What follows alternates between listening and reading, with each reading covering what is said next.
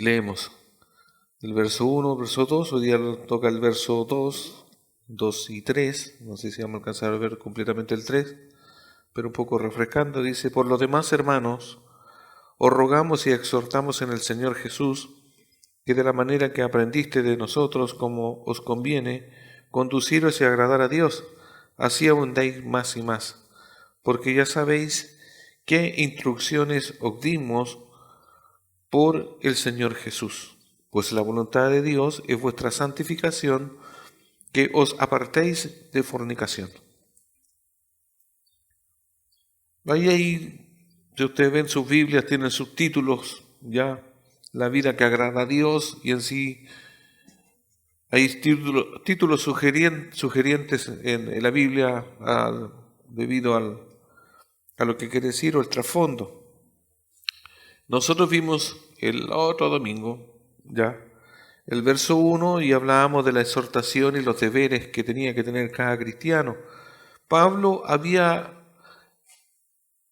exhortado, animado a los tesalonicenses a conducirse de una manera. Si uno lee hasta aquí, no está como tan claro cuál era esa manera, pero vamos a ir viendo en los versos más adelante de cuál es la manera de conducirse más específica. Yo igual amplié la idea, ya el domingo que nos tocó, de cómo conviene, de cómo agradar a Dios. Y ahí leímos hartos versículos que nos dicen cómo agradar a Dios. Y ahora nos toca el verso 2. Dice: porque ya sabéis qué instrucciones os dimos por el Señor Jesús. Pablo y sus compañeros estaban interesados en el progreso espiritual de los hermanos de Tesalonicenses o de Tesalónica. Y en los versículos 1 y 2 se instalan los deberes en general de los creyentes, y después del verso 3 en adelante entramos en instrucciones más particulares y específicas. Hermanos, la Biblia está llena de instrucciones específicas. Y hay conceptos que se nos olvidan o que no hemos aprendido o que nos falta recordar a veces o que debemos recordar con respecto a la voluntad de Dios. Siempre decimos que no está tan clara, que yo no sé cuál es la voluntad de Dios para mi vida, cuál será, qué hago, qué no hago, y ahí ponemos los deseos de nosotros más los deseos de Dios, y a veces como que no concordamos y ahí a veces hay confusión en nosotros, ¿ya? Con respecto a la voluntad de Dios y qué es lo que tengo que hacer específicamente. ¿Ya? Pero la Biblia tiene instrucciones específicas. Yo creo que no podemos decir que la Biblia es ambigua, sino que somos nosotros los que no observamos los pasajes o no queremos observarlos porque a veces no nos conviene. Tenemos que ser honestos porque Dios es claro. Y en este particular, ya el verso 1 y 2, aquí habla de instrucciones que os dimos en el Señor. El Señor da instrucciones. Ese es el punto. Si lo miramos de atrás para adelante, el Señor Jesús da instrucciones específicas. Si no leemos para abajo, no vamos a ver cuáles son las específicas. Pero ahí la vamos a ver. Acuérdense que todo esto está en un contexto de el querer de Pablo, el corazón de pastor, de que la iglesia crezca. No puede estar la iglesia estancada y tiene que haber un crecimiento. Entonces, el crecimiento espiritual no es un proceso instantáneo, eso ya lo vimos, sino que culmina, o sea, no culmina de la noche a la mañana. En su lugar, la búsqueda del progreso espiritual es un compromiso de toda la vida. No son etapas. Usted puede tener, claro, una etapa de un estudio, lo termina, después hace otro. Si quiere estudia 20 años, estudia un año, estudia lo que quiere y eso lo empieza y lo termina, punto. Pero el crecimiento está ligado a toda la vida del creyente. Nadie se podría considerar, no, yo ya crecí, yo ya no tengo nada que aprender del Señor. Si humildemente tenemos que decir, toda la vida tenemos que aprender porque Dios algo nos va a enseñar. Cuando los creyentes caminan en la obediencia diaria, gradualmente, pero con firmeza, se hacen cada día más semejantes a Cristo. Es un algo, y todo lo hemos conversado, es algo medio controversial para nosotros. Cuando llegamos a Cristo no conocemos nada de Cristo, y cuando empezamos a conocerle parece que se acerca, o que nosotros nos acercamos, o no sé cómo queremos verlo en perspectiva, pero parece que estoy más lejos todavía cuando estoy más cerca. No sé si a ustedes les pasa eso. Porque cuando estoy más cerca de Cristo, creo que le conozco más, sé que más me falta todavía.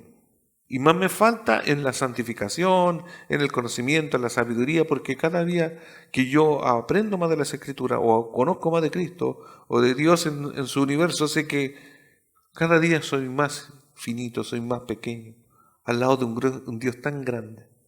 Es como tiene unos pensamientos que nosotros nos deja descolocados.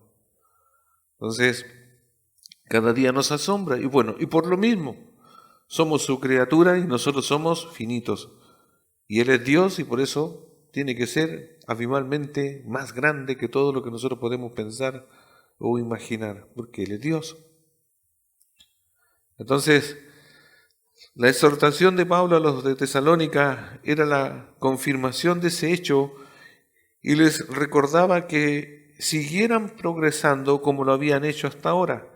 Iban por el camino de la santificación progresiva y Pablo quería que siguieran en él y que tuvieran la mentalidad paciente y determinada de un corredor de distancias largas o de un boxeador, como más adelante diría a los Corintios. Primero los Corintios 9, 24 al 27.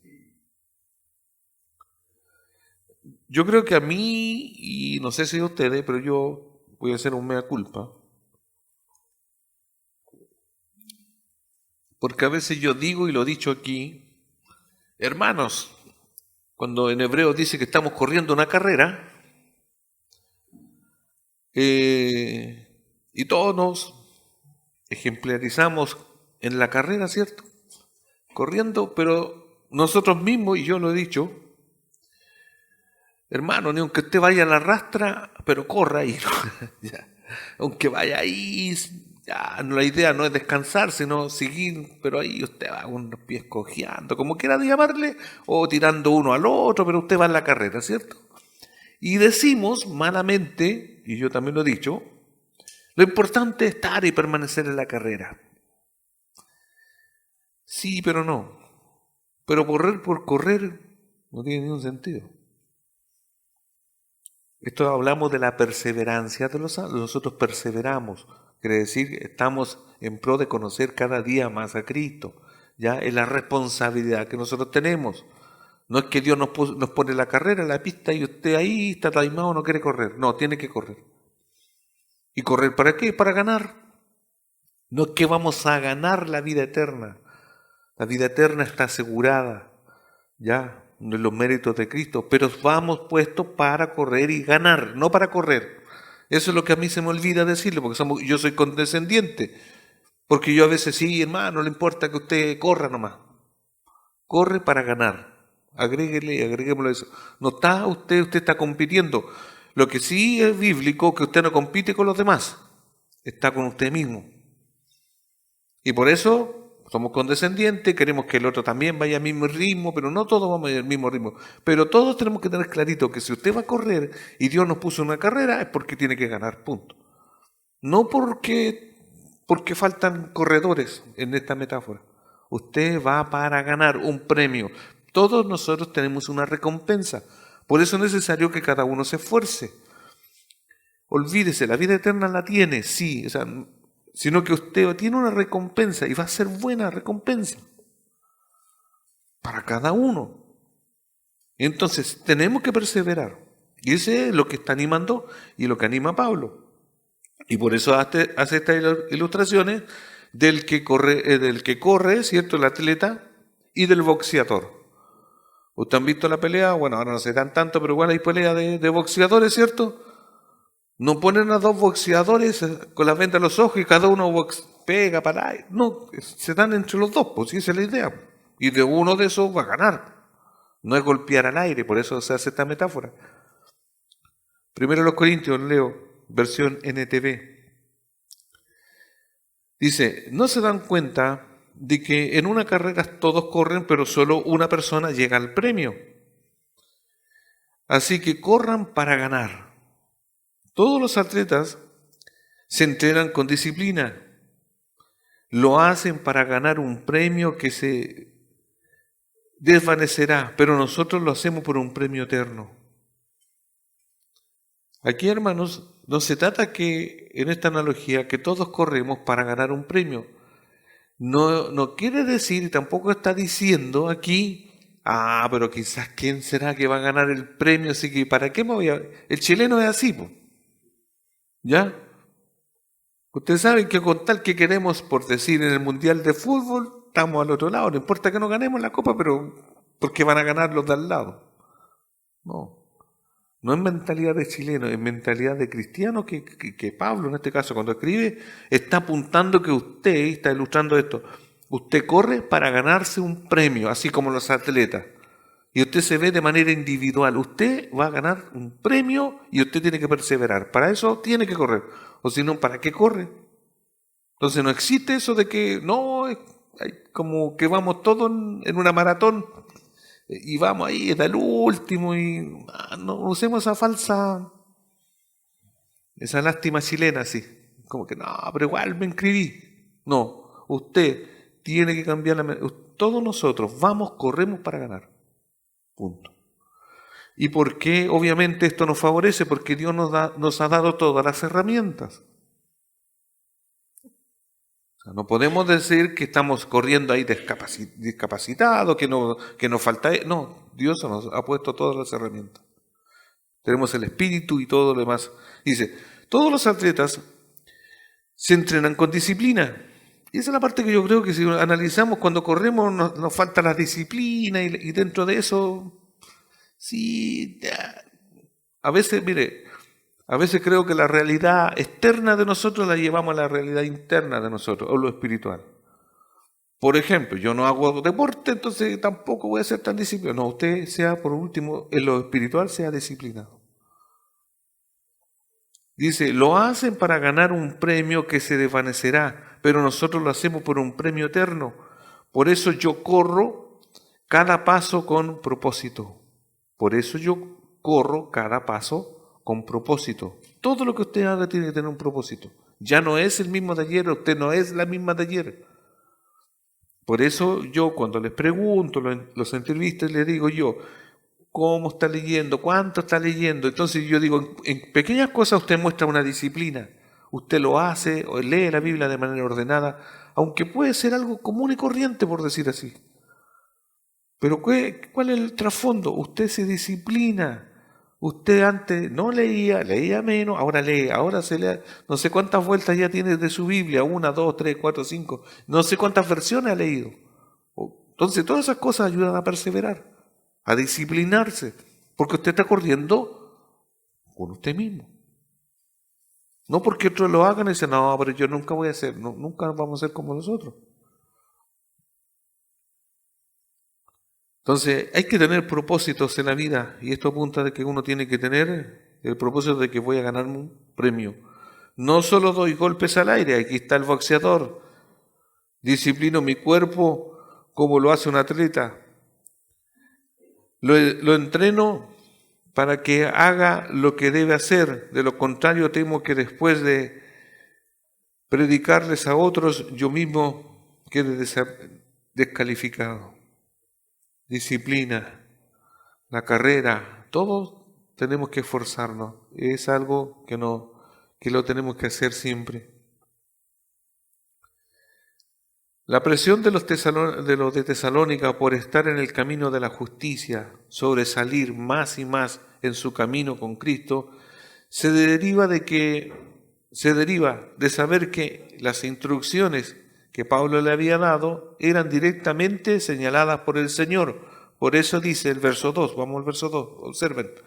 Porque ya sabéis qué instrucciones os dimos por el Señor. Lo que Pablo había dado como instrucciones eran por el Señor o del Señor mismo. Mira, a veces yo les puedo decir, hagan esto como de mi parecer, pero hay otras instrucciones de derecho derechamente que son de la Biblia. Y a eso lo atribuimos, son instrucciones. El Señor dice y nos dice, a mí, a todos. Esas instrucciones no las puedo pasar por alto. Y eso obviamente tienen un peso. No es lo mismo que yo le diga, pucha, muevan las sillas, ¿qué lo dijo? Lo dijo el pastor, no está en la Biblia, no lo hago. Bueno, no lo haga. Pero hay otras cosas, yo le digo, apártese del pecado, eso lo dice el Señor. Y eso es para todos. ¿Se va entendiendo? Entonces Pablo, las instrucciones que más adelante las va a dar de manera específica es porque el Señor es el que está mandando. Por eso es importantísimo para nosotros el abrir la Biblia a los púlpitos. Por eso es importante que la Biblia en sí se enseñe cómo se tiene que enseñar, para que a nadie le quede dudas. No son pensamientos o alucinaciones de personas, sino que Dios mismo hablando. Cristo había autorizado la exhortación de Pablo a la iglesia de Tesalónica. Aquí cuando dice, porque ya sabéis qué instrucciones, esta palabra tiene un peso en el original, instrucciones para Angelias, alude a directrices fuertes y autoritativas, dadas por un oficial a los subordinados. ¿Ya? Esto es como en la milicia. En la milicia, en las Fuerzas Armadas y todo eso, ¿cierto? No hay cuestionamiento cuando hay una orden. ¿Se entiende? Y todos sabemos que cuando eso se hace, el soldado está como soldado. No dice, no, pero es que no. Se obedece, no se cuestiona. Esa es la intención que tiene esto, porque ya sabéis, las instrucciones no son cuestionables. ¿Ya? Son fuertes y autoritarias, dadas por un oficial. Quería decir que la iglesia no podía tomar a la ligera la instrucción del apóstol. Sé que en otras partes nosotros decimos, yo, Pablo, tanto, y da una instrucción, pero aquí le agrega el peso de Jesucristo. No solamente le recordó las diversas instrucciones que le había dado, como lo hizo implícitamente al respecto de su instrucción pasada, también le recordó la autoridad divina por lo cual él ministraba. Las directrices de Pablo no se originaban en alguna sensación humana, arbitraria o en alguna autoridad eclesiástica remota.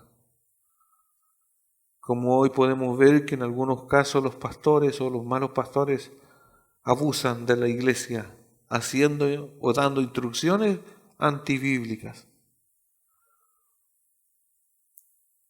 Ustedes saben que hay pastores que se lucran económicamente, ya, de mala manera, haciendo y distorsionando la palabra. Pero aquí estamos hablando de la autoridad que va en razón a una autoridad divina, que era Cristo mismo hablando a través de Pablo. En su lugar venían de la autoridad del Señor Jesús y la obediencia a ellas eran obligatorias. Juan 15, 14, 17. ¿Por qué Juan 15 y otros versos que vamos a ver? El discípulo de Cristo y los discípulos, así como los creyentes, así como los de Tesalónica y a todos los que se les envía una carta, y así como todo el que es creyente y ha sido creyente a través de todo el tiempo, se debe a una obediencia completa a Cristo y a las Escrituras. Juan 15, 14, 17, versión NTV. Ustedes son mis amigos si hacen lo que yo les mando. Ustedes son mis amigos si hacen lo que yo les mando. Yo no los llamo esclavos, porque el amo no confía sus asuntos a los esclavos. Ustedes ahora son mis amigos porque les he contado todo lo que el Padre me dijo. Ustedes no me eligieron a mí, yo los elegí a ustedes. Les encargué que hagan y produzcan frutos duraderos. Así el Padre les dará todo lo que pidan en mi nombre. Este es mi mandato, ámense unos a otros. Y que habla que ya no nos llama amigos, ¿cierto? Pero está como condicionado, dice, ustedes son mis amigos y hacen lo que yo les mando. Ya aquí estamos hablando ya de una referencia a esa amistad, pero está condicionado porque si es amigo de Cristo es porque nosotros hacemos lo que Él está mandando. Entonces, todo discípulo en todos lados hace lo que Dios manda. En todos lados uno hace lo que Cristo manda y está escrito en su palabra. Esa es la idea ya de todo discípulo, de ser un obediente a la palabra, un hacedor de ella. Primera de Juan 2, 3, 5. Primera de Juan 2, 3, 5, versión NTV. Dice, podemos estar seguros de que conocemos a Dios si obedecemos sus mandamientos. O sea, uno dice, ¿cómo conoce a Dios? Es que tuve una visión. Yo lo vi en un sueño. ¿Y cómo era? Y me lo nombran y yo le digo, es el del que sale en la película. Porque usted vio una imagen y se le quedó y que usted lo asocia a eso. Ya. Pero esto es más certero. Usted puede decir también pero mire, ¿cómo podemos, dice, podemos estar seguros de que conocemos a Dios si obedecemos sus mandamientos? Usted me dice, yo conozco a Dios y me da cualquier argumento que no sea de que usted está en desobediencia y no obedece lo que la Biblia manda, y me dice que sí conoce a Dios, incongruente. Por eso dice, si usted está y obedece, sí conoce a Dios. Si alguien afirma, yo conozco a Dios, pero no obedece los mandamientos de Dios, es un mentiroso y no vive en la verdad. Es por decir, es fácil pillar a un mentiroso cristiano, porque en realidad no está obedeciendo lo que la Biblia dice que no. Y eso obviamente ustedes saben en la parte práctica, él loda el testimonio de todo cristiano que se dice ser evangélico. Hay cuantos que dicen, no, si yo soy evangélico, o soy evangélica, y usted le saca así, no el rollo, la película, ¿cierto? Es grosero, es grosera, es mentiroso, es esto. Entonces usted dice, bueno, ¿y qué iglesia irá si dice ser evangélico o dice ser creyente? No va al caso. Entonces, a nosotros se nos conocen ¿por qué? Porque obedecemos la palabra y por deducción nosotros, ¿qué? No mentimos porque Dios no miente, yo no robo porque Dios tiene prohibido, porque yo me he apartado del mal porque Dios dice que me tengo que apartar del mal, etc. Pero los que obedecen la palabra de Dios demuestran verdaderamente cuánto lo aman. Así es como sabemos que vivimos en Él. Dios da instrucciones, Dios da mandatos. Hermanos, no nos podemos escabullir, aunque tratemos de escabullirnos, de que Dios sí da exhortaciones, instrucciones y mandatos a hacer a todos nosotros los creyentes. No para algunos, para todos los creyentes. Porque a veces la Biblia obviamente tiene algunos requisitos individuales y particulares para algún grupo, para esto, casada, soltero, marido, etc. Pero en sí, de manera individual, para todos. Cuando hacemos el domingo pasado, cuando fue la investidura del pastor Jonathan, ya el pastor Joel exhortaba y hablaba un poco de esto, de los deberes del pastorado, ¿cierto? Del pastor en sí, cuál es el ejercicio que tenía que hacer, y también los deberes de los cristianos. Y el cristiano también tenía sus deberes, tenía que hacer y es instruido. Entonces, pero si la Biblia dice, por ejemplo, cuando dice en 1 Timoteo, que el pastor, el obispo, ancianos, tenga una pura mujer, los demás podrían decir, pero yo no soy pastor, pues, yo no soy. No, es para todos. No sea dado al vino, no sea un borrachín, que no se embriague. Yo sí, porque yo no soy pastor. Se entiende que algunas cosas son específicas, en este caso son un requisito, pero se deduce que todos nosotros somos igual creyentes, no debiésemos ser contrarios a lo que dice la Biblia. Bueno, los cristianos que buscan conocer mejor a Dios amarlo más completamente, deben vivir o debemos vivir de acuerdo con los mandamientos de las Escrituras. Estos creyentes experimentarán entonces el crecimiento hacia la excelencia espiritual por medio del poder de Cristo que habita en ellos y por la obediencia a la verdad de la palabra.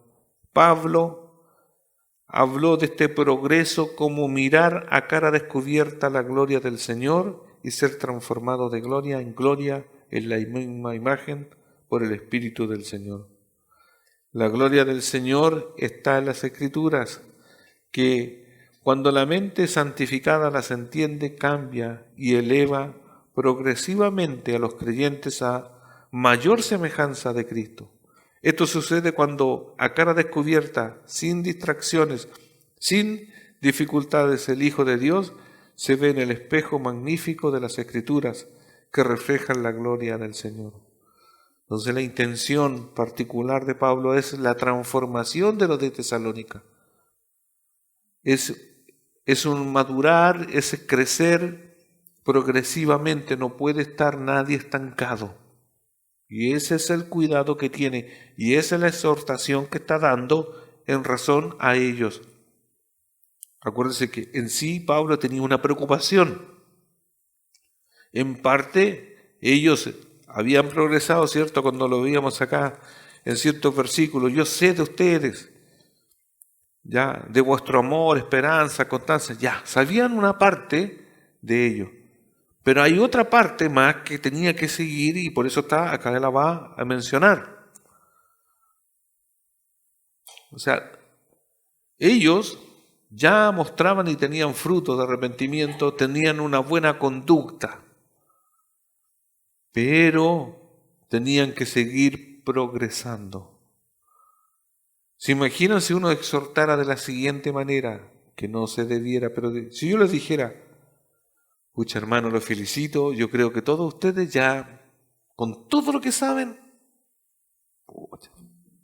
¿se acuerdan que yo otras veces se lo he dicho? Mire, con todo lo que yo creo que ustedes saben, están por el promedio de todos los evangélicos de aquí, al menos de Linares. Levantar el orgullo. Sí, yo sabía eso. No, yo esperaba. Por lo mismo, hermano, desde el domingo que viene, si usted quiere, viene, si no, no venga. ¿Para qué va a venir si ya sabe todo? Ay, no es malo. ¿En serio? Sí, puede venir el día que usted quiera, algún día en la vida. Y a lo mejor yo capaz que tampoco esté, porque... pucha, que estas son iglesias buenas.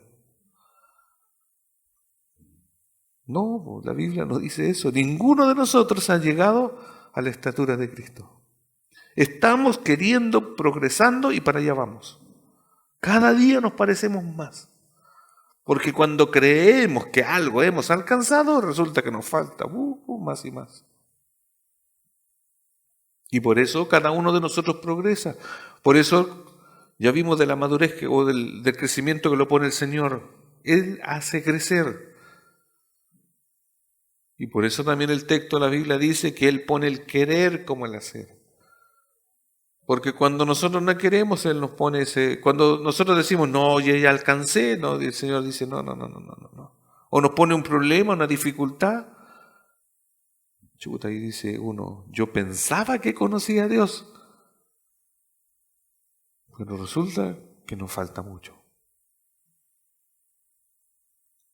Desde el verso, pasamos al verso 3, del 3 en adelante, del verso 3 al 8, se dan instrucciones específicas con respecto de abstenerse del pecado sexual.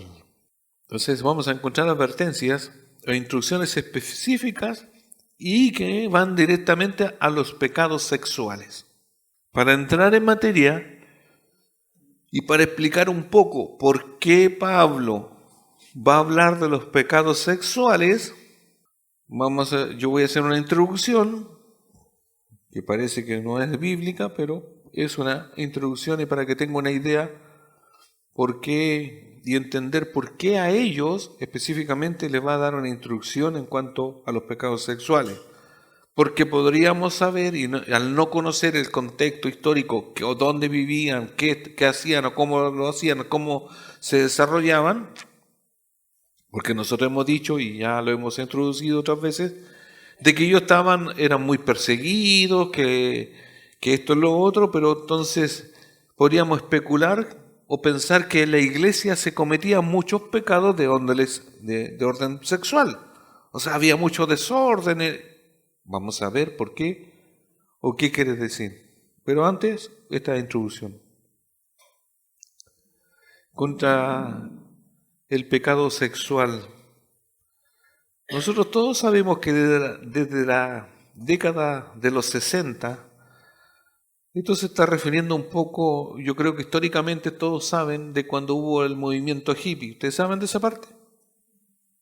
Que fue, mire, el pecado sexual está desde el principio, entonces no es como nuevo. Pero ¿cuál es el punto? Pero han habido épocas históricas donde eso ha sido más grande, por eso se destruyó Sodoma y Gomorra. Ya, pero no seamos pesimistas y no piense usted, pero sí siempre ha sido así. Pero queremos contextualizar un poco, ¿ya? Y dar una idea. En la época de los hippies, como nosotros la podemos conocer, a lo mejor nosotros antes de conocer a Cristo, yo creo que muchos quedamos con ese saludo así. Yo lo uso de repente porque uno hacemos así. ¿No? Y como los que somos veteranos contestan igual, entonces somos, no sé los más jóvenes, pero uno dice así, ya. La paz y todo eso, pero uno no sabía lo que está detrás de todo eso. A uno le mostraron que había una revolución, había un destape, porque supuestamente la sociedad, estoy hablando de la sociedad estadounidense, ¿cierto? Como que estaba reprimida, entonces ahí salió una cosa del sexo libre, ya, pero detrás de todo eso, ahora a la luz de la Biblia, eso fue un movimiento netamente contrario a la Biblia. ¿Ya? Todo eso fue una revolución pero negativa, no positiva. Eso fue, podríamos decirlo, catalogarlo como una depravación de la sociedad, una demostración de una depravación. Y claro, ahora en este lado uno decide, pucha, yo me creía hippie o quería ser hippie, no, parece que ya no es tan así. ¿Ya?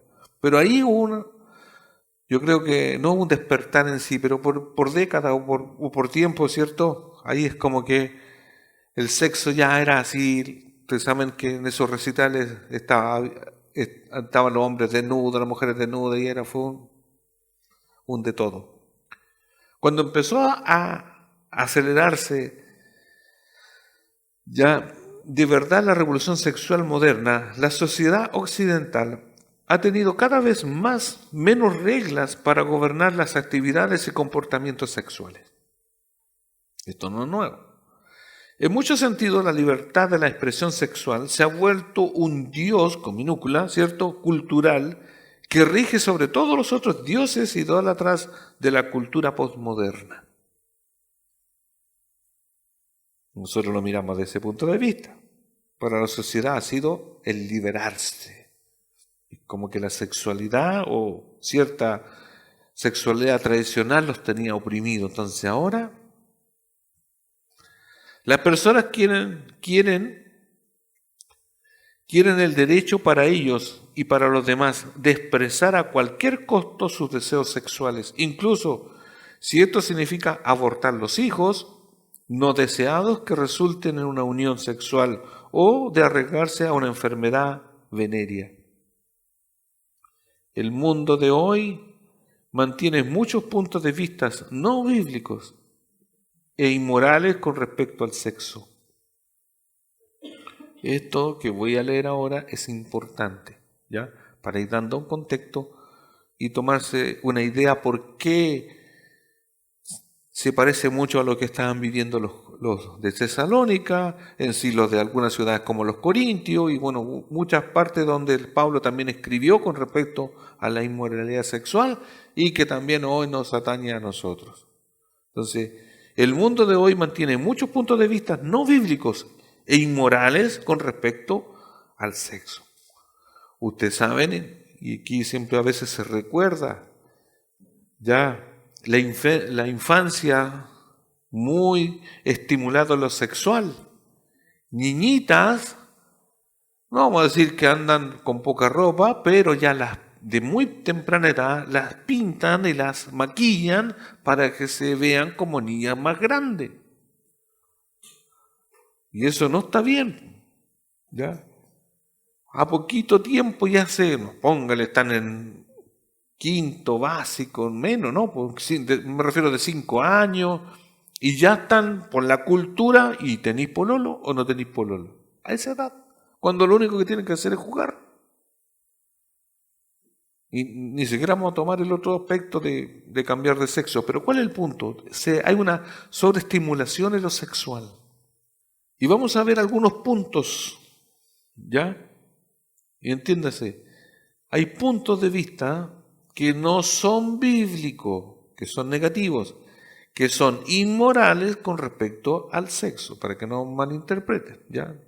Esto es lo que la sociedad de hoy cree y lo hace, y que atenta a lo que dice la Biblia, y obviamente a nuestras creencias. Primero, o número uno, las personas son básicamente buenas y todas las actividades, excepto las más atroces, deben tolerarse. Por lo tanto, prácticamente toda clase de actividad sexual consensual es buena, excepto el abuso de menores, especialmente si se considera el sexo como una mera forma de gratificación personal. Eso es lo que la sociedad piensa, ¿ya? Dejan así como las atrocidades más grandes, eso no. Por algunas cosas, el sexo es como recreativo, es normal. Los animales se aparean, nosotros no. Entonces la gente piensa todas esas cosas y lo tiene tipo como un mandamiento que sea algo así. Segundo, dado que la actividad sexual no es sino una función biológica, ahí están las explicaciones ya científicas, es algo biológico, ¿ya? Es algo que mi cuerpo necesita tener sexo, entonces eso le echamos la culpa a la biología, no a Dios me hizo así, o la ciencia comprueba que yo soy hombre o soy mujer, me tengo que aparear o tener relaciones sexuales por la biología. Entonces, una función biológica es normal y necesario abordarlo sin restricciones morales de ningún tipo. Entonces se deja la moralidad, los principios de Dios de lado, con tal de que las relaciones sexuales son biológicos. ¿Pero qué dice primero los Corintios 6:13? ¿Qué dice primero los Corintios 6:13? Ustedes dicen, la comida se hizo para el estómago y el estómago para la comida. Eso es cierto, aunque un día Dios acabará con ambas cosas. Pero ustedes no pueden decir que nuestro cuerpo fue creado para la inmoralidad sexual. Fue creado para el Señor y el Señor le importa nuestro cuerpo. ¿Es que es el contrario a la biología? Ustedes saben que por cultura, ¿cierto? En la época greco-romana tenían sexo, algunos tenían parejas, algunos para reproducirse, otros para satisfacción, y así era una cosa horrible. Entonces, ¿qué dice el Señor? Fue creado para el Señor y el Señor le importa nuestro cuerpo. Es importante. No porque los científicos digan algo, usted va a decir no. Tercero, puesto que el sexo casual es simplemente otra forma de placer y diversión, está permitido el disfrute de la actividad sexual recreativa en cualquier momento y con cualquier pareja que lo consienta. Eso es lo que hace el mundo, eso es lo que se practica. Y eso se ve moralmente bueno, que no es moralmente bueno. Son puntos de vista no bíblicos y morales del mundo actual. Cuarto, mire, acuérdense y recuérdense, todo lo que estoy diciendo no es lo que la Biblia dice, es contrario, pero se practica. Cuarto, la gratificación instantánea es más importante que demorar la satisfacción. Por lo tanto, la relación sexual prematrimonial es legítima y preferible a esperar hasta el matrimonio. O sea, tener relaciones sexuales antes del matrimonio, ¿por qué no? Si me voy a casar igual. En este punto, me voy a referir que este punto también ha permeado la iglesia. En la iglesia algunos se ponen de novio, algunos empiezan a gustarse y todos los demás empiezan a mantener relaciones sexuales. Y cuando llegan a confesar o se llega a saber, ¿qué le dicen a uno? Pero pastor, si yo me voy a casar, ¿qué tiene de malo? Tiene de malo.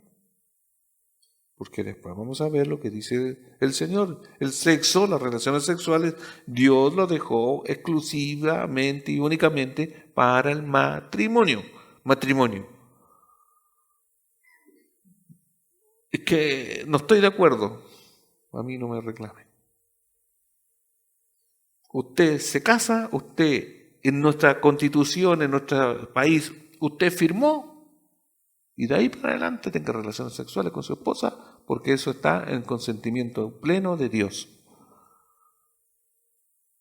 No es que no existe tal cosa como que cuando usted va a la feria y pellizca la uva y después total la... No, mire, esos términos coloquiales, esas cosas, queda para la gente común y corriente. Aquí no hay eso. No existe. Quinto, el intercambio sexual placentero es el factor más importante para determinar una buena relación marital.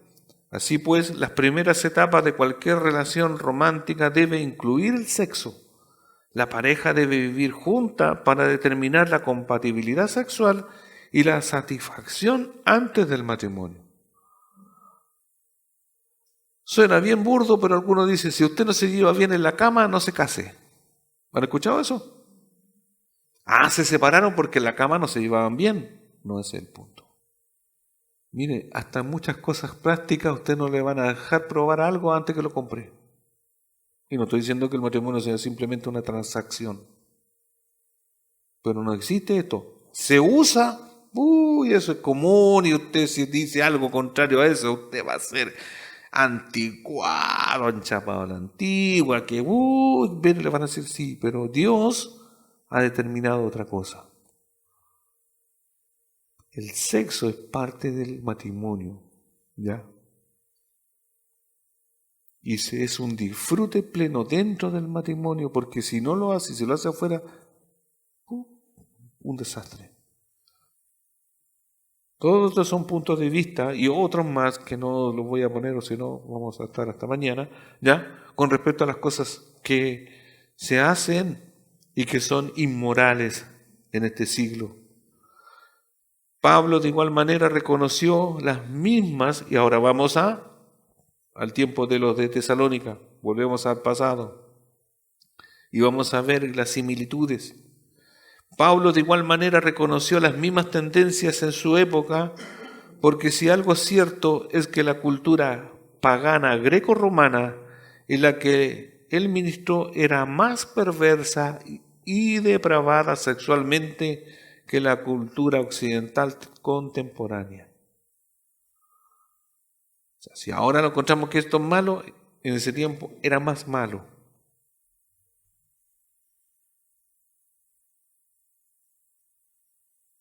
Y gracias a la influencia benéfica del cristianismo y sus instrucciones, esa perversidad ha bajado un poco. No se ha acabado, porque el pecado no se ha acabado en el sentido de la práctica, hasta que el Señor venga. Pero ¿cuál es el punto? Nosotros somos la conciencia en la tierra, el cristiano, el creyente. La iglesia es la conciencia, es Dios haciendo que los que practican tales pecados se avergüencen y dejen de pecar, se vuelvan a Cristo, etc. Cuando la iglesia, por decir, deja de ser una iglesia influyente, Cuando nosotros como creyentes somos poco influyentes, el pecado, por decir, podríamos ilustrarlo, el pecado sube. Cuando somos influyentes, baja. Cuando nosotros como creyentes nos acomodamos al pecado que cometen los mismos, quedamos iguales. Entonces, en esa perversidad que había en Tesalónica, cuando llega el mensaje, la predicación de Pablo, Silas y Timoteo, ¿cierto? El pecado que se cometía en esa ciudad empieza, por decir, como colocarle un antídoto. Es como que la infección empieza a disminuir. Empiezan a cambiar las costumbres y malas costumbres. A eso estamos, a pecados se empiezan a dejar de practicar. Por lo mismo, hay civilizaciones que en su época, en su tiempo, fueron muy prósperas, pero su depravación fue más próspera y por lo mismo Dios los destruye. Hace poquito en la mañana con mi esposa escuchábamos cómo fue en su tiempo la colonización de Sudamérica o de América, América del Norte, América Latina. ¿Ya? ¿Qué es lo que se hacía? Imagínense que hay las civilizaciones por el lado de México que se comían y que estamos hablando por ejemplo de los aztecas, ya los incas, que cuando hacían sacrificio no era solamente para amainar la ira de los dioses que tenían ellos, sino que era un festín comerse a sus enemigos. Los de las realezas, ya de los aztecas y todo esto, ¿cierto? Del lado de México, se comían los muslos de las personas. Imagínense hoy día al almuerzo usted está comiendo un muslo de alguien. Pero eso, imagínense, ¿qué es lo que es eso? Canibalismo. Pero para ellos era normal, era bien. Y no sé cuántas cantidades al año de miles de personas, de los mismos, ¿cierto?, se comían. Imagínense nosotros por conciencia, nosotros cómo amamos nuestras mascotas, ¿sí o no? Y ya saben por dónde voy con esta ilustración. Cómo nuestra conciencia nos remueve cuando usted ve que en otro lado, ya los asiáticos se comen los perros. ¿Usted se comería a su perrito? Eso es impensable para nosotros, pero para ellos su conciencia es normal, es alimento, es un animal, punto. Ya. Cuando la conciencia de las personas se cauteriza, empieza ya todo a distorsionarse. Y esto apunta, aquí estamos hablando, por eso hay unas instrucciones a lo sexual puntualmente.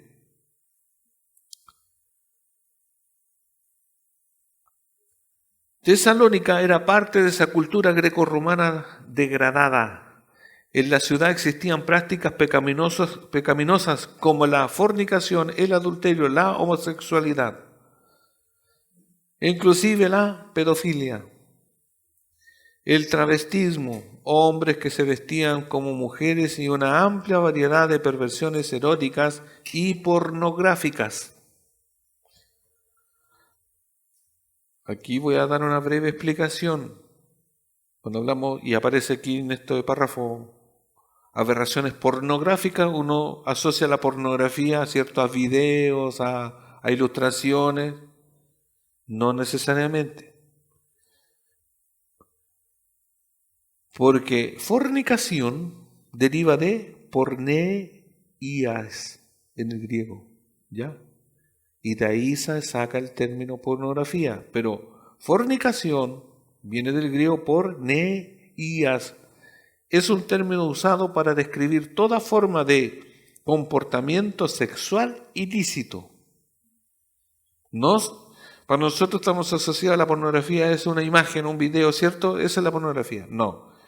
Viene desde lo más profundo, es ya todo comportamiento sexual ilícito. Por eso en aquellos tiempos, ¿cierto?, tenían comportamientos, podríamos decir, pornográficos, en el sentido del comportamiento de conductas sexuales ilícitas. Entonces, todas realizadas con la conciencia cauterizada, la aceptación de la sociedad, por lo que había poco o nada de vergüenza o culpa. Al parecer, la sociedad pagana griega no tenía las leyes civiles para prohibir el comportamiento inmoral. Si bien a veces criticamos que la religión se hizo una institución o se institucionalizó, ¿cierto? Pero en algo ha servido para, como yo decía, como ese antídoto a la conciencia. Cuando, por ejemplo, si la Biblia ha entrado en la sociedad, se empieza a legislar, se empieza a regir y se empieza a llamar a lo malo malo. ¿Ya? Por eso hoy la sociedad liberal dice, ay, pero ¿qué tiene de malo? Ay, esto, si esto es normal, siempre es... La Biblia hay cosas que condena y las condena. ¿Ya? Cuando se quiere para dividir entre la pedofilia, no, pero si yo estoy enamorado de un niño, de una niña de 4 años, ¿por qué si es amor? Entonces por eso a veces las leyes ayudan, no es todo. Por eso mismo a veces nosotros damos y tratamos de influenciar. No da lo mismo elegir a cualquier persona. Pero es que si yo no voto, no da lo mismo. Porque piense usted, ¿por qué tienen que votar a veces por... Pero si todos son ladrones, todos son así, pero hay algunos que traen una historia de ser anti-Dios, anti-Biblia. Entonces, como no tenían esta prohibición civil, ellos hacían lo que querían.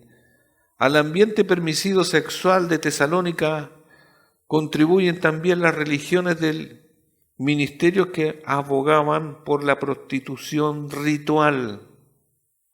O sea, la sociedad en sí era perversa en cuanto a lo sexual. Y si vamos al punto religioso de aquel entonces, era peor. Enseñaban que si los adoradores se involucraban con una prostituta del templo, entrarían en una comunión trascendental con la deidad representada por dicha prostituta. O sea, había un templo donde estaban las prostitutas y el que se unía a la prostituta tenía relaciones sexuales. En esa unión sexual, la persona que iba ahí, ¿cierto?, tenía una unión con su Dios, con su deidad. Por ejemplo, el templo de Afrodita en Acrópolis de Corinto empleaban 1000 sacerdotisas que eran esencialmente prostitutas. Así las personas no consideraban que la fornicación o el adulterio fueran inmorales. En realidad, las religiones idolátricas las aprobaban. O sea, ¿dónde quedaba la conciencia de los que vivían en ese entonces? Libre. ¿Se entiende? O sea, si alguien tenía 20 mujeres, no, que se acostaba a quién, todo eso lo sexual, alguien le iba a decir algo si era normal. Hasta cuando llega Pablo con su mensaje y empieza a dar instrucciones, imagínense el revuelo. Ahí es como cuando ustedes se han pinchado con penicilina y benzatina aquí. Aparte del dolor que empieza a pasar, el cuerpo como que empieza a retorcerse, así empieza un calor y todo eso, ¿cierto? En la sociedad, cuando entra el Evangelio, empieza ese descosor, por decir así. Primero, obviamente, a los que escucharon.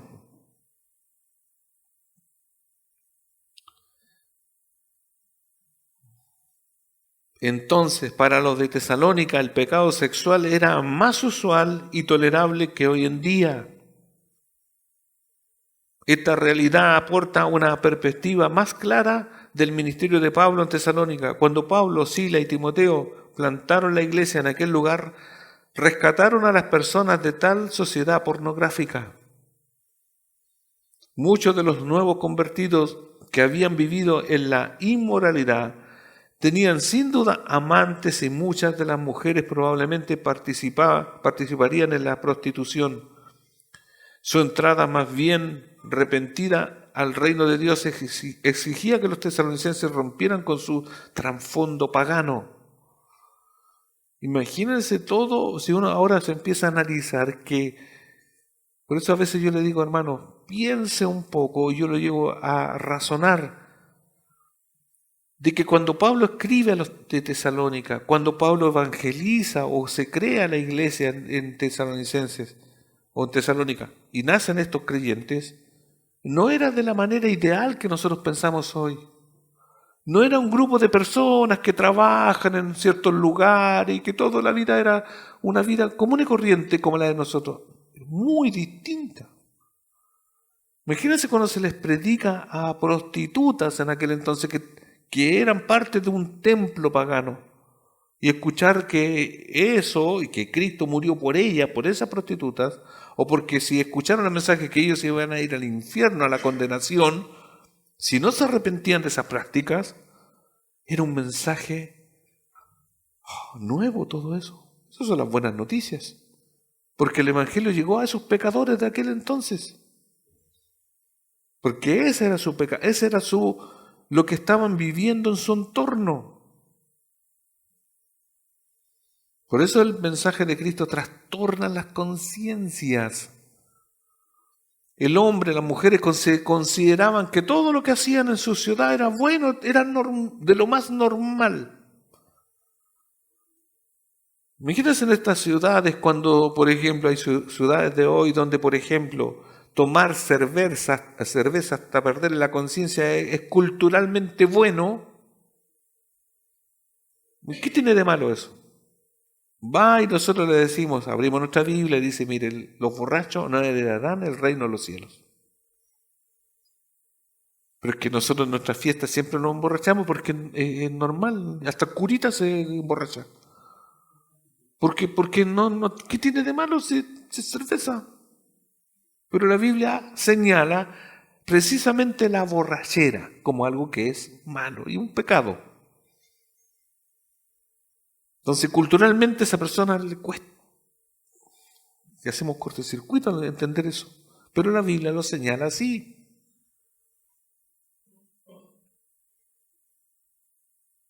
Pablo, como su pastor, estaba lo suficientemente preocupado para comenzar la parte de la exhortación en esta epístola con sus mandamientos sobre la conducta inmoral. Nótese que Pablo no hace una exhortación ambigua, sino que es específica y contundente en favor de la santidad y la pureza sexual. Por eso el verso 3 en la versión NTV, yo se los voy a leer, el verso 3 que ya dice, la voluntad de Dios es que sean santos, entonces aléjense de todo pecado sexual. ¿La exhortación de Pablo es ambigua? No. Cuando nosotros queremos como adivinar cuál será la voluntad de Dios, ¿cuál será? Esto es algo específico.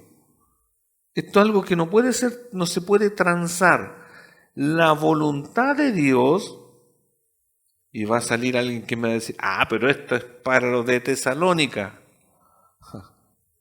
Ya leímos antes, los que no escuchan, los que no obedecen no pueden ser mis amigos, porque mis amigos, dice el Señor, son los que hacen mi voluntad o llevan a la práctica mis mandamientos. Si usted dice ser hijo de Dios, hija de Dios, obedezca los mandamientos. ¿Cuáles? Estos. Y esta es una instrucción práctica, es una instrucción. La voluntad de Dios es apartarse. La voluntad de Dios para los cristianos no es relativa con respecto al comportamiento sexual, sino que es clara, precisa y concisa. Dice, comillas, pues la voluntad de Dios es que se aparten de la fornicación.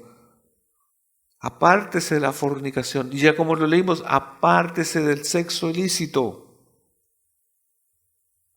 Antiguamente existía malamente, ¿cierto?, en la sociedad, la prueba de amor. ¿Se escuchaban eso? Me pidieron la prueba de amor. Si me amas, tenemos que tener relaciones sexuales.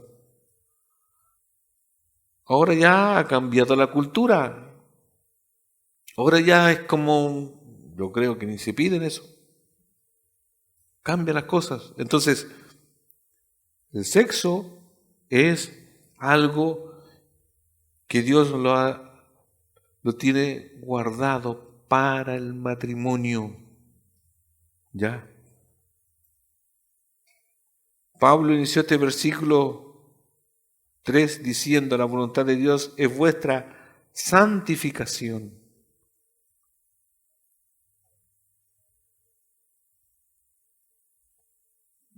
Toda su Biblia dice lo mismo. La voluntad de Dios es vuestra santificación. Y recordamos aquí, dice, la santificación en el original agiosmos, que significa el proceso de separarse del pecado y apartarse para la santidad de Dios. Entonces, cuando hablamos de la santificación de Dios, es apartarse progresivamente del pecado. En unos aspectos, ahora, en otros, progresivamente. ¿Se entiende? Pero hay que apartarse. La santificación de Dios no es lo que hoy se hace en algunos ritos, en algunos lugares. La santificación no es que usted le vamos a poner las manos así y le vamos a poner una aureola y una sala atrás. Y usted dice, oh, qué santo mi esposo. Mi esposa sí que es santa, ¿por qué? No, si anda así. No, y como que anda en el aire. Eso no es santificación. Eso no es que alguien haga milagro o no haga milagro, ese es otro cuento. La santificación etimológicamente es apartarse del pecado.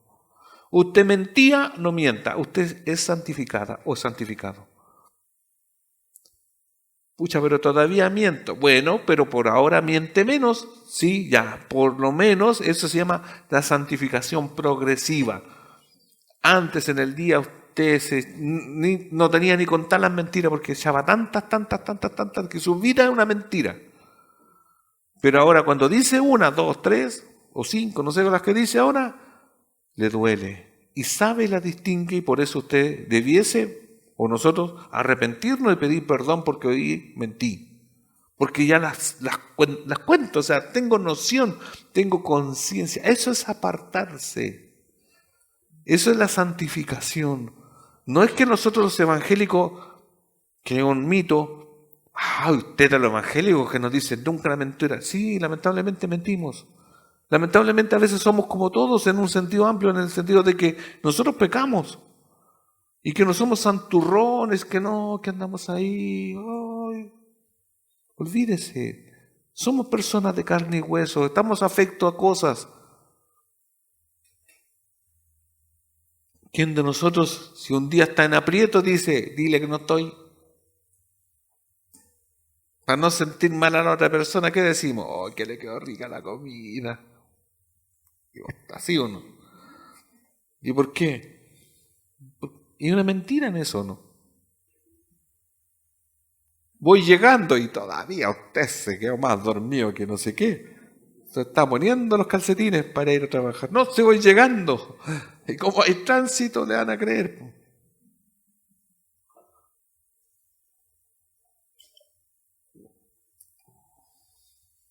Hermanos, los que escuchan, solamente voy a leer 2 versículos y terminamos. Obviamente esto sigue. Quédense con la idea de esto. Pablo quiere que en el contexto inmerso, o sea, donde estaban estos creyentes de Tesalónica, estos tesalonicenses, ¿cierto? Pablo quería que se santificaran de manera progresiva, fuesen dejando todo eso, o que la influencia de ese pecado que existía en la ciudad ya no los permeara o no permeara la iglesia. Salmos 4, verso 3. Salmo 4, verso 3 dice: Sabed pues que Jehová ha escogido al piadoso para sí. Jehová oirá cuando yo a él clamare. Jehová ha escogido al piadoso para sí. Dios ha escogido para sí, eso significa apartó para, eso es santificación. Apartar algo o a alguien en este caso. Jeremías 1:5 dice versión NTV: Te conocía aún antes de haberte formado en el vientre de tu madre. Antes de que nacieras te aparté y te nombré mi profeta a las naciones. Eso es santificación. Antes que hiciera que lo bueno y lo malo. Te conocí aún antes de haberte formado en el vientre de tu madre. Antes que nacieras te aparté. Pucha, qué hermoso este texto. ¿Este será solamente para el profeta o será para nosotros? ¿Cómo derriba eso de que uno escogió a Dios y no que Él nos escogió a nosotros? Yo siempre les digo, prefiero que Él me hubiese escogido, porque yo nunca le he buscado, nunca le busqué. Él me buscó a mí, Él me atrapó. Pero es que parece que yo un día dije voy a ir a la iglesia, sí, dije eso, pero Él me tenía antes, porque Él es Dios, es el eterno, ha estado siempre, yo no. ¿Y para qué? Como lo dice para el profeta, dice, te conocí aún antes de haberte formado en el vientre de tu madre, antes que nacieras te aparté. Imagínense, cómo es hermoso Dios. Antes que nosotros estuviéramos en el vientre de nuestra, antes que usted estuviese en la guatita de su mamá, Dios a usted le apartó. Y usted antes que estuviese en la guatita, antes de estar en la guatita, después en la guatita de la mamá, imagínense, antes de eso, ¿qué hacía usted? ¿Quién era usted? ¿Se acuerda o no se acuerda? Bueno, ¿cómo no va a tener memoria? Si Dios a usted, a mí nos conocía. ¿Pero se acuerda o no? Haga el ejercicio. Ya, se lo voy a adelantar. Cuando usted estaba en la guatita, en el útero, ahí ya formándose, ¿se acuerda de esa parte? ¿Se acuerda o no? Usted ya mentía, ya ¿qué hacía? No hacía nada. Pero Dios nos tenía apartados. Salimos de ahí y empezamos a hacer lo que todos nosotros hemos hecho, portarnos mal, porque está en nuestra naturaleza. Pero Dios nos aparta, ¿pero por qué? Porque Él quiere que después, a través de los méritos de Cristo, seamos santificados, seamos limpios. ¿Se da cuenta cómo es Dios? Cómo es de antes el planificado. No es que Dios estaba al servicio, Dios no está al servicio de nosotros. Entonces a veces circunstancialmente, providencialmente para nosotros, en nuestra naturaleza, pensamos que como Dios me tiene medio apretujado, sí, me voy a acercar a Él. No, ese estrechez, ese apriete aparente, es porque Dios te está llamando, es porque Dios te está diciendo, ahora es tu tiempo. Porque yo desde antes te tengo reservado, te tengo reservada desde antes. Nunca lo había visto, es así. El que alguien, cuando nosotros decimos que alguien esté en la iglesia local, es porque Dios está llamando. Ahora pues, alguien va a venir, va a sentir cosas, no va a sentir cosas y se va a ir. Pero no puede decir nunca, yo no te estaba persuadiendo para que te acerques a mí. Bueno, quedan hartos versos, pero muchos, y yo puse algunos, que no los vamos a ver ahora, hermanos, donde comprueba cómo Dios quiere que nosotros seamos para Él. El Dios del universo nos aparta, eso es la santificación de sus escogidos. Eso es lo que quiere hacer, Dios nos aparta. Yo siempre he dicho esta misma ilustración. ¿Quién de nosotros los hombres o las mujeres también, las mamás sabias, y apartan un dinerito para algo y dice, ¿qué decimos a veces? Esta platita sagrada, no me la vaya a gastar en otra cosa. ¿Sí o no? ¿Qué decimos siempre eso? Tengo una tía loquita que están ya está ¿cómo el Arturo Prat que está ahí está? Ya ni se ve ya, lo tiene guardado porque usted sabe que es para cierta ocasión. A eso le llamamos que algo apartado. Eso es santificar. ¿Ya?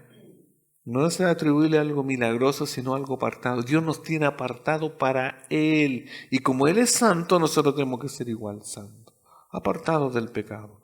Y la iglesia tesalónica tenía que ser así. La iglesia de hoy tiene que ser así. Póngase en pie. Vamos a orar. Padre, damos gracias porque sé que, Señor, que dentro de todas estas instrucciones específicas es porque usted quiere que representemos al Dios que usted es un Dios santo. La Biblia dice 3 veces santo. Señor, antes estábamos cegados por el mundo, cegados, muertos en delitos y pecados, pero usted nos dio vida. Y sé que usted quiere que con estos instructivos, Señor, estemos en santificación continua. Sé que, Señor, si no sabíamos que todo esto de la inmoralidad sexual es pecado o es malo, usted nos puede perdonar y nos perdona. Por eso, Señor, su perdón está ahí como la buena noticia. El que se arrepiente puede tener otra vida. Señor, gracias, porque usted, Señor, murió por todos nuestros pecados, y específicamente a los que hemos nombrado con respecto a la inmoralidad sexual. Por tener sexo fuera del matrimonio, el tener sexo de manera ilícita, de ser practicante, como decía ahí, de la pornografía. Perdónenos, Señor, de toda la maldad. Y sea, Señor, ampliando nuestro conocimiento, instruyéndonos más y más para cada día ser como usted, Señor. Ser santo como usted es santo. Gracias, Señor, porque usted abre nuestro entendimiento. A usted sea la honra y la gloria, en el nombre de Jesús. Amén.